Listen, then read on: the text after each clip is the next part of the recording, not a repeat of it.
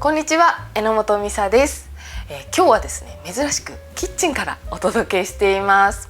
毎年仕込んでる豆板醤、そら豆をね使って発酵させるものなんですけれども、そら豆がね美味しい時期になりましたので、今年も仕込んでいきたいと思います。まずそら豆を剥きますが、その前に、お湯を沸かしておきます。蒸し器でもいいんですけれども、今日はちょっとより簡単にフライパンでね蒸していきたいと思います。まずそら豆、これ中を出します。おー、そら豆ね、ちょっとふわふわの高級ベッドのような中にね入ってます。可愛いですね。でこれだいたいさや10本分ぐらいですけど、さやから出してね 100g になるようにします。ちょっとねグラム測ってみたいと思います。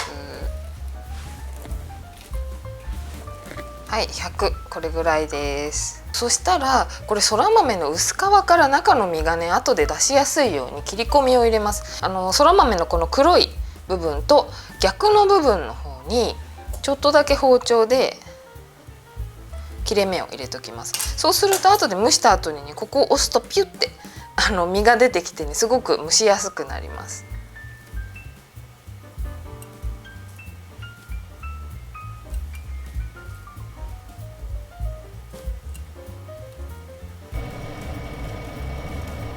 そしたらそら豆蒸していきます。今回ねフライパンで気軽に蒸します。網を使っていますけれども、もし網がなければ耐熱のお皿にねそら豆入れて、蒸していただいても大丈夫です。その時はフライパンが傷つかないようにキッチンペーパー引いて、お皿のせてそら豆入れて、同じようにね蒸していただければと思います。蓋を閉めてだいたい5分ぐらいね蒸していきます。だいたい沸騰を保つぐらいですね、弱火から中火ぐらいで調節しながら蒸します。はい、時間になりました。開けてみます。うわー、そら豆のいい香り。そしたらこちら取り出していきます。でこの蒸し汁もね少し後で調整に使うので残しておきます。いい香り。そしたらこの薄皮からこの中身出していきます。さっきね切り込みを入れたおかげでピュッと簡単に出ます。そしたらそれを厚手のね耐熱のポリ袋に入れます。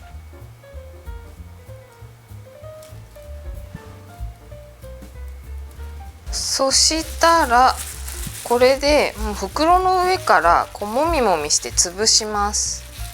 もうねだいぶ5分蒸すと柔らかくなってるので潰れやすいと思います。そしてまたねそら豆のいい香りがします。指で潰すの面倒だったらワインの瓶の底とかですね、あとこういうボウルの底を使うとね早く潰せます。よいしょ。多少ねつぶつぶ残っててもそれはそれで手作り感があっていいんですけどね。いい感じに潰れたと思います。そしたらもうこの中でね他の材料を入れて混ぜちゃいます。まず米麹ですね。今回生麹使ってますけれども、常温にね戻してあります。これちゃんと室温に戻すとうまく発酵しますのでね。で韓国唐辛子、今回粗挽きと細挽き、粗いものと細かいものね合わせてあります。カルディみたいなところでね売ってます。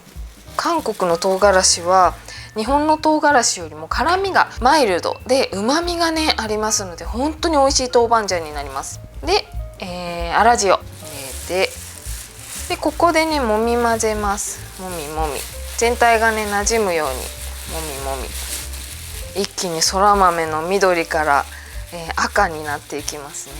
ここはね全体が馴染むようにしっかりもみもみとしていきます。はい、全体がね混ざったと思います。そうするとちょっとねここで茹で汁、蒸し汁を入れて硬さをね少し調整したいと思います。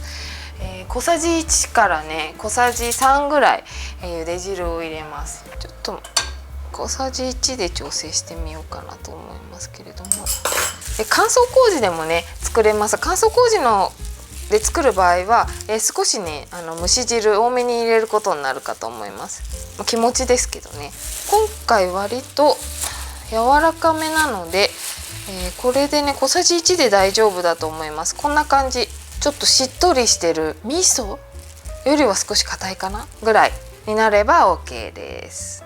そしたら瓶に移します。スプーンとかもね消毒してもらって、で瓶も、食品用アルコールでね消毒したものを使います。これを入れていきます。なるべくね空気が入らないように入れたいので、少しずつ入れます。でギュギュッとね押さえて、空気がなるべく入らないように。空気が入るとカビの原因になっちゃいますので、なるべく入らないようにします。ちょっとねパサついてるように感じるかもしれないんですけど、発酵が進むとね少し水っぽくなるんですよ。なのでねちょっとカサッとしてる味噌ぐらいがちょうどいいと思います。で最後全部入れられてからもギュギュギュギュギュギュギュギュギュギュギュと詰められたら、そしたらちょっとねこの瓶の縁が汚れてると思うので、ここをアルコールで拭いて、そして、表面もねあんまり空気に触れない方がいいのでラップを敷き込みます。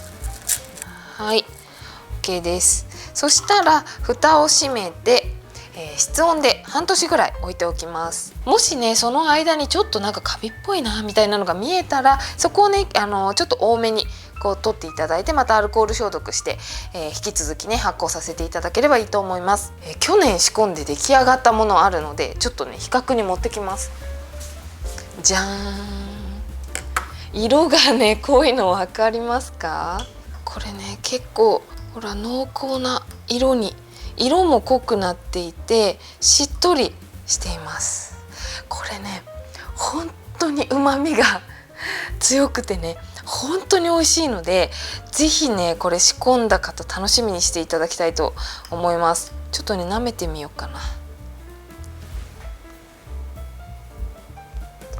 美味しい。辛いけど旨辛美味しいです。これをねこんだけ旨味があるので、これをちょっとちびちび舐めながらお酒を飲むみたいなのもありかなと思います。美味しい。本当にね自家製ならではの旨味たっぷりの豆板醤になると思いますので、ぜひお試しいただければと思います。ちょっとですね別の動画でも豆板醤活用レシピを紹介しようかなと思っていますので、合わせて楽しみにしていただけたらと思います。これからも季節に合った料理、発酵食品を仕込む料理、発酵食品を使った料理なんかもいろいろご紹介していきます。ご興味がある方はチャンネル登録、いいねボタンしていただけたらとっても嬉しいです。豆板醤以外にも麹調味料、レモン麹、にんにく麹、玉ねぎ麹なんかもいろいろ紹介しているので、よければ合わせてご覧いただけたらと思います。よろしくお願いします。